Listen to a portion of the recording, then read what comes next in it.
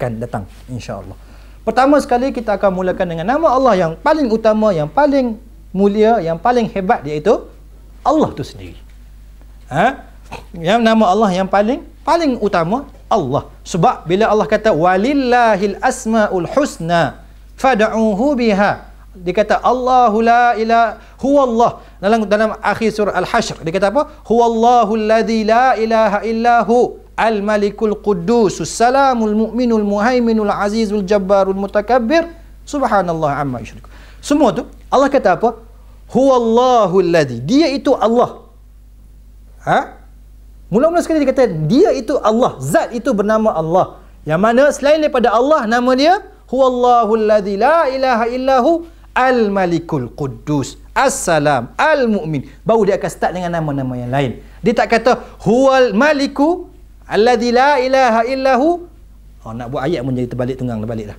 Cuma Allah tak perkenalkan nama dia dengan sifat yang lain, kemudian dia kata Allah inilah nama-nama dia yang lain. Tapi Allah mula-mula dia kata dia ialah Allah, dan nama-nama dia juga yang lain ialah Al-Malik, Al-Quddus, As-Salam, Al-Mu'min. Menunjukkan apa tuan-tuan?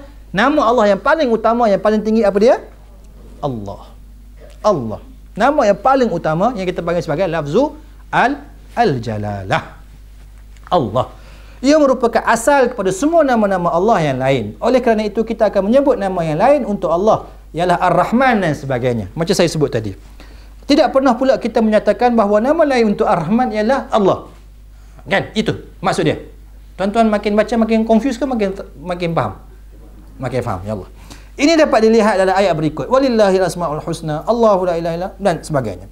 Dan perkataan Allah disebut dalam Al-Quran sebanyak 2200 kali. Ni benda-benda ulama yang suka buat. Ulama mungkin bila dia dah rasa dalam free time dia buat benda-benda macam ni. Ulama. Betul. Kita bukan nak downgrade amal ini, tapi itu antara benda dia suka. Dia buat macam orang panggil apa, mausu'ah ataupun ensiklopedia ataupun fihrisat, dia akan kira berapa banyak kalimah jannah dalam syurga lawan dengan berapa kali kalimah an-nar, neraka dalam syurga. Dia buat benda-benda macam tu. Benda tak ada apa, kita tak tahu, tak ada masalah. Tapi nice thing to have lah. Nice thing to have. Okey lah, 2200 kali. Saya pun baru tahu. Sebab tu saya kata tak penting, sebab saya baru tahu. Dia ada banyak diulang kali nama Allah dalam Quran. Terdapat 333 ayat yang dimulakan dengan perkataan Allah. Tu dia. Baik, maksud Allah tuan-tuan. Maksud Allah. Kalimah Allah. Apa maksud dia? Allah asal daripada perkataan ilah. Ada yang kata dia tak ada maksud, dia tak ada asal. Tapi ni perbincangan bahasa Arab sangat.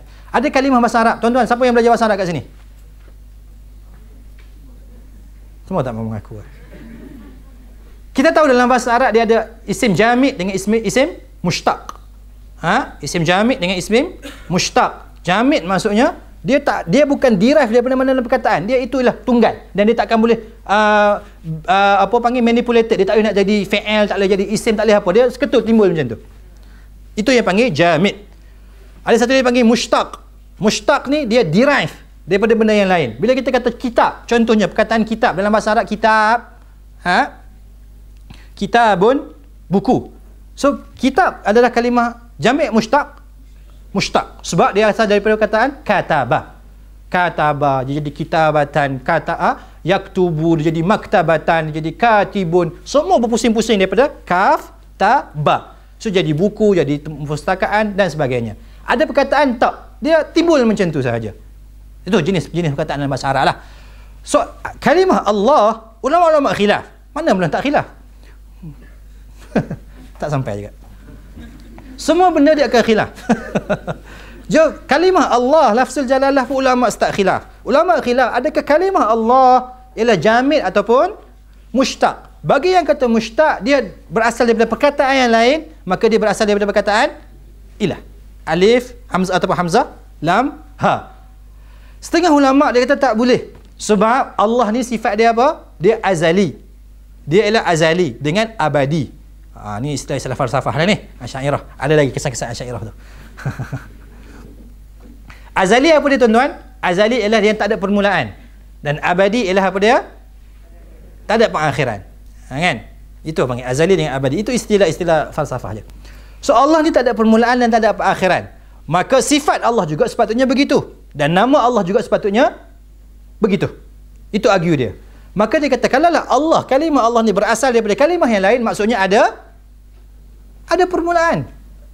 Maka dia menafikan kalimah Allah tidak ada permulaan. Allah memang Allah. Dia tak berasal daripada perkataan alif lam ha tu tadi.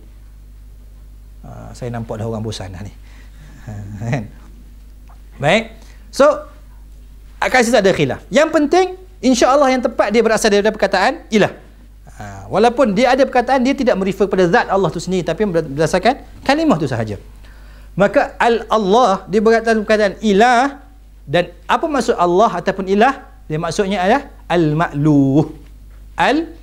Al-ma'luh iaitu yang disembah. Allah, kalau kita kata nama Allah, As-Sami' memberi sifat As-Sama', mendengar. Nama Allah Al-Basir memberi sifat Al-Basar. Nama Allah Al-Alim membawa pada sifat Al-Ilm, mengetahui. Nama Allah apa? Al-Qadir membawa sifat Al-Qudrah, mampu. Maka sifat nama Allah membawa kepada Al-Ma'luh, iaitu dia yang disembah. Dia maha mendengar, dia maha melihat, dia maha itu, maha ini, dan dia juga yang disembah. Dan tiada yang orang yang disembah melainkan Allah Subhanahu wa taala.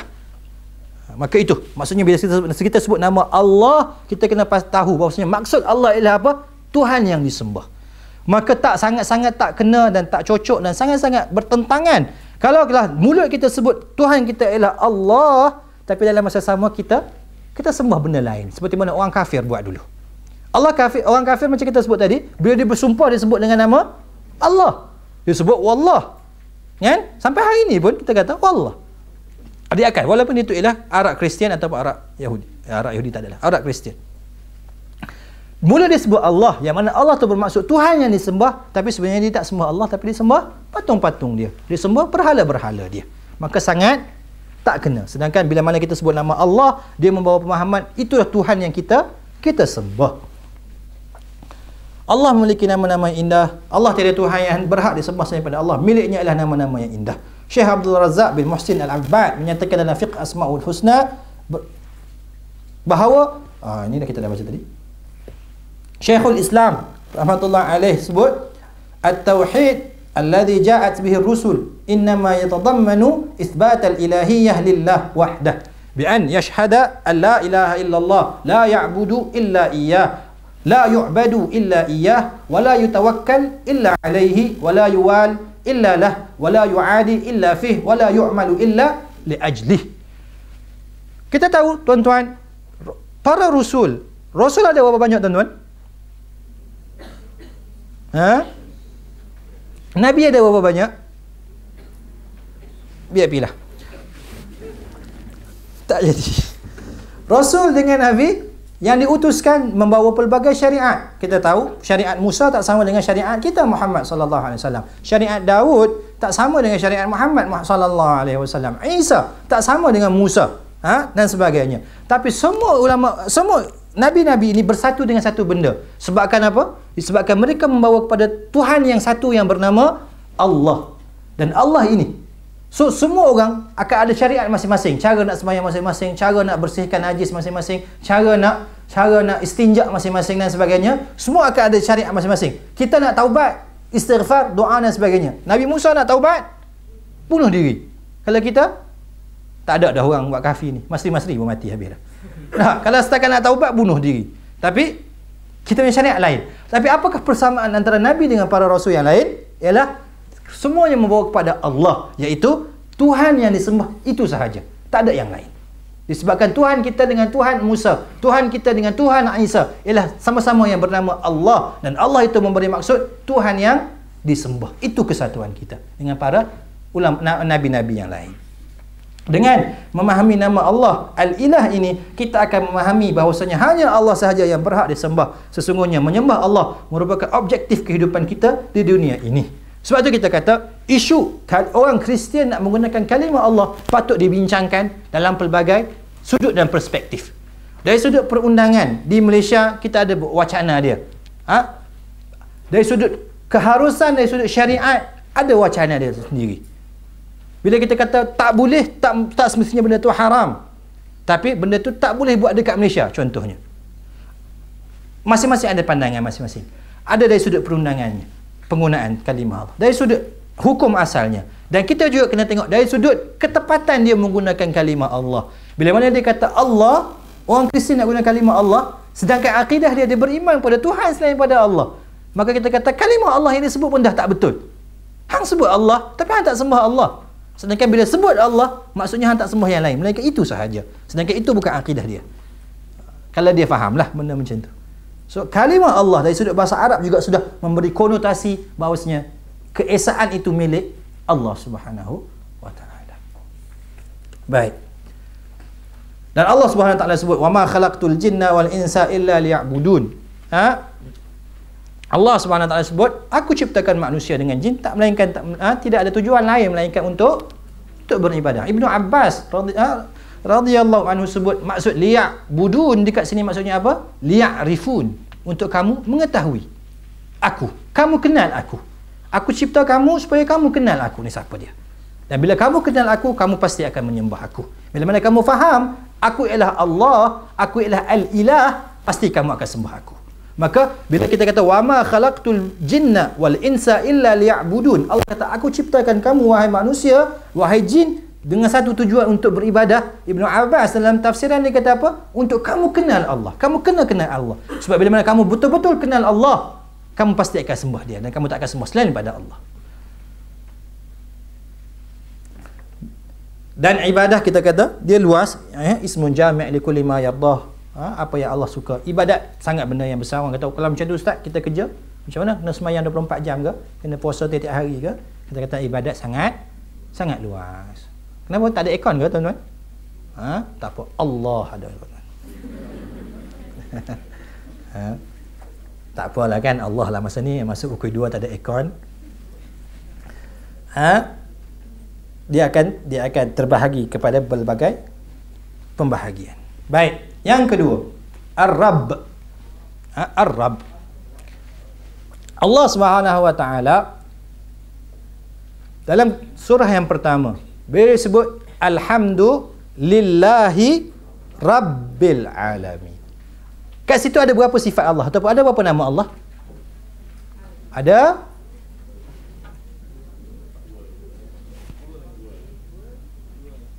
Ada berapa? Okey. Masih bersama saya. Ada berapa? Tengok ustaz, cika.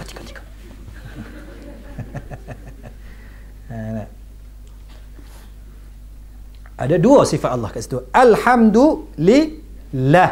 Lillah tadi kita sebut tadi apa? Allah tu tadi. Allah bukan setakat nak cerita tentang sembahan, tapi Allah terus highlight yang kedua, iaitu Rabb al-Alamin. So ada dua. Ada satu ilah, ada satu Rabb. Dan benda tu akan konsisten. Benda tu akan konsisten bila kita sebut iyyaka na'budu wa iyyaka nasta'in. Ada dua. Satu tempat kita sembah, na'bud, iaitu dalam uluhiyah, dan satu lagi kita ada nasta'in, kita mohon dengan Rabb, iaitu Allah Subhanahu wa taala. Sebab tu kita tengok tuan-tuan, apakah ayat paling besar dalam Quran? Nabi kata a'zamu ayat. Ayat yang paling tinggi nilai dia dalam Quran. Apa dia? Ayatul Kursi. Kenapa? Baik, kita kumpul dulu. Surah paling utama dalam Quran apa dia? Al-Fatihah. Ayat paling utama dalam Al-Quran apa dia? Ayatul Kursi. Surah yang mana baca dia menyamai 1/3 daripada Al-Quran. Kalau baca 3 kali dapat pahala macam khatam Quran. Apa dia? Qul huwallahu. Al-Ikhlas. Okey. Anda dengar qul a'udzu birabbin nas. Ayo.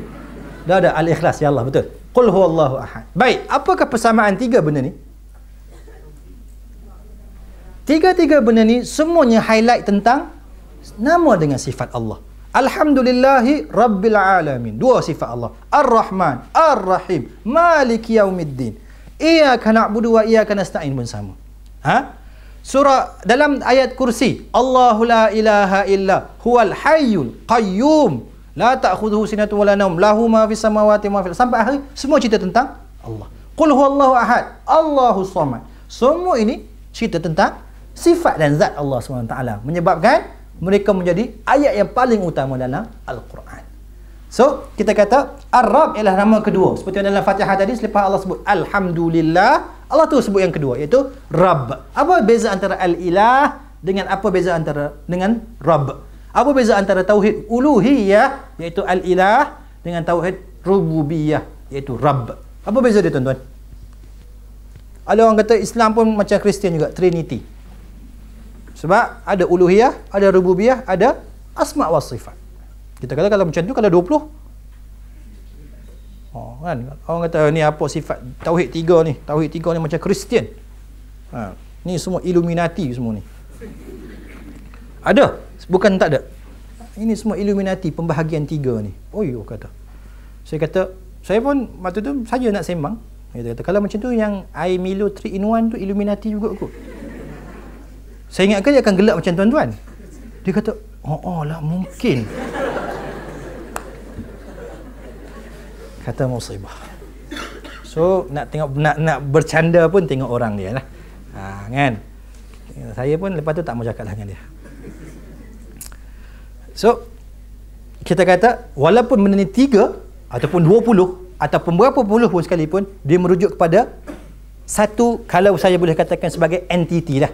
Mungkin tak tepat untuk gambarkan Allah, tapi kita kata syai', sesuatu tu dia menggambarkan satu benda yang sama. Tapi kenapa ada 3? Sebab dia nak highlightkan 3 benda yang berbeza. Pertama, kita kata tadi Al-Ilah, dia nak cerita tentang apa dia? Sembahan. Tentang sembah. Sebab Allah Al-Ilah, dan ilah cerita dia sembah. Kita sembah Allah SWT dan kita tak boleh sembah yang lain. Bila mana kita panggil dia, bila kita address zat itu sebagai Allah, kita kena mengaku dah bahawasanya hanya zat itu sahaja yang kita sembah. Bila mana kita dah iktiraf bahawasanya zat itu bernama Allah. Baik, itu